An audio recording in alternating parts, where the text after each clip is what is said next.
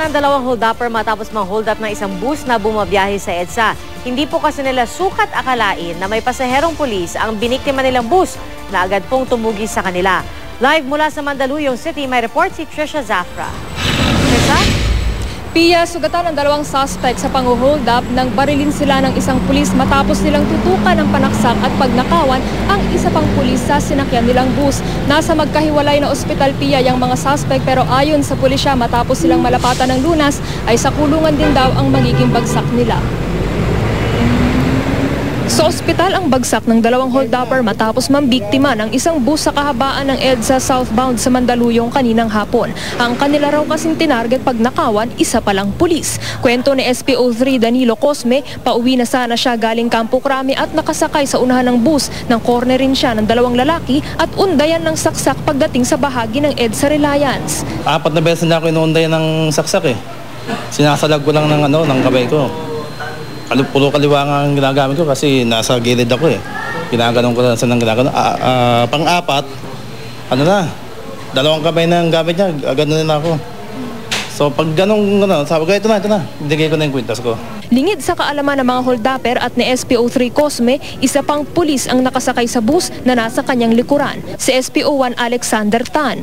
Pagbaba nila, sumunod agad ako, napakilala ako ng pulis. Bumelta sa akin, may dalang panaksak, binera ko na yung dalawa. Yung isa, nakadalawang tama dahil lumulusog pa eh. Yung isa nakatakas, yung isang tama. Pagbaba ko nga ng bus natutukan pa niya ako ng baril eh. Kaya nga after nung ako'y inaagawa ng kwintas, susunod dapat ako na kukuha ko ng baril ko. Narinig ko na pumuputok na siya.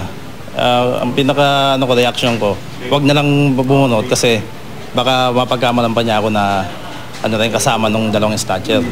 Sabi ng konduktor ng bus, hindi inakala ng mga suspect na mapapasubo sila sa gulo.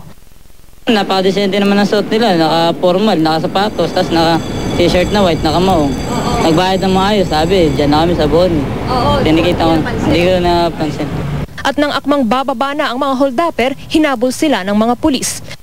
Pinormahan pa rin na sasaksakin siya. May sakay kaming sibilyan na pulis. Yun tumira doon sa dalawa. Hinabol? Bale, hinabol? Hinabol na hindi dito sa labas na nangyari. Sa kuhang ito, kitang nakabulagta na sa sidewalk ang sugatang suspect na kinilalang si Edwin Muelia. Ang kasabwat nito, bagamat sugatan, ay nagawa pang tumawid patungong EDSA northbound. Isa namang traffic constable na inakalang biktima rin ang suspect ang pumara ng van para itakbo sa ospital ang suspect. Sa panayam ng GMA News sa driver ng van, laking gulat daw niya nang isakay sa kanyang sasakyan ang sugatang lalaki. Nakita kong duguan niya yung tao, gusto magpadala sa ospital. Ayaw ko nga sana dadalhin sa ospital, kaya lang nakasakay na sa sasakyan ko, binuksan yung pinto ko eh. Kaya dinala ko sa ospital. Sa Cardinal Santos Medical Center sa San Juan daw sila nagtungo. Nakaharap sa kasong robbery hold-up ang dalawa. Ito yung sumasakay sa kahabaan ng EDSA. Then sisipat sila ng na makikita nila na hindi naman sila mga hold up ng buong bus eh. Mamimili lang sila ng isa na makikita nilang kayang kanila at nakakwintas. Karamihan yung naka-cellphone na mamahalin. Pag lumaban, sa kanila ito sasaksakin. Oo. Nagkataon naman na ang kanilang na-hold up ay isa pang pulis at merong pulis pa sa loob. So, masasabi nating minala sila. Pia, dagdag pa ng hepe ng Mandaluyong Police, irerekomenda raw niya sa PNP na bigyan ng spot promotion sina SPO1 Tan at SPO3 Cosme. Pia? Trisha, hanggang ngayon ba nasa ospital pa rin yung mga suspect?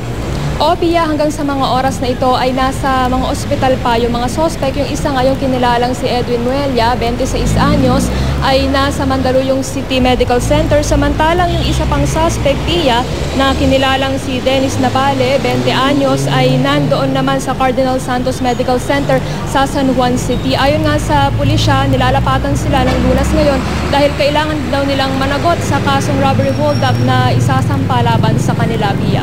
Trisha, yung mga gamit na nakuha, kasi diba meron silang kwintas na pinuntirya, meron din ba sila iba pang gamit? Meron bang pera na nakuha mula sa mga pasahero?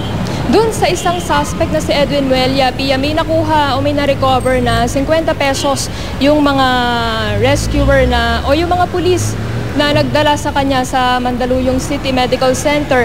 Yung kwintas naman ay inaalam pa natin kung na-recover ba nila doon sa isa pang suspect. Bukod doon, Pia, may na-recover din silang isang patalim mula roon sa mga suspect. Pia. At Trisha, yung mga pasahero, agad ba silang pinakawalan in the sense na hindi na sila kwestiyon o hiningan ng salaysay?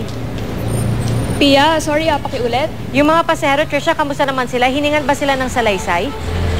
Oo, Pia, sa paunang pagkalap ng mga salaysay na mga pulis kanina, pagkayari nung nangyaring nakawan doon sa bus, hininga ng salaysay yung ilang mga pasahero. Isa nga sa kanila, yung photographer pa, nakatabi nung pulis na siya pa nga yung unang kumuha ng mga larawan ng mga suspect at nung nangyaring engkwentro. At ligtas naman yung mga pasahero, Pia, kasi ayon na rin doon sa pulisya, sa Mandaluyong Police, ay yung modus ng ganitong mga grupo na nagnanakaw ay hindi naman yung buong bus yung kanilang hino-hold up, hindi naman sila nagdedeklara ng hold up sa buong sasakyan, kundi pinipili lang nila yung pasahero na kanilang pagnanakawan at saka yun yung kanilang uundayan ng saksak o kaya ay tututukan ng baril sa pagnanakawan. Pia. Maraming salamat, Trisha Zafra.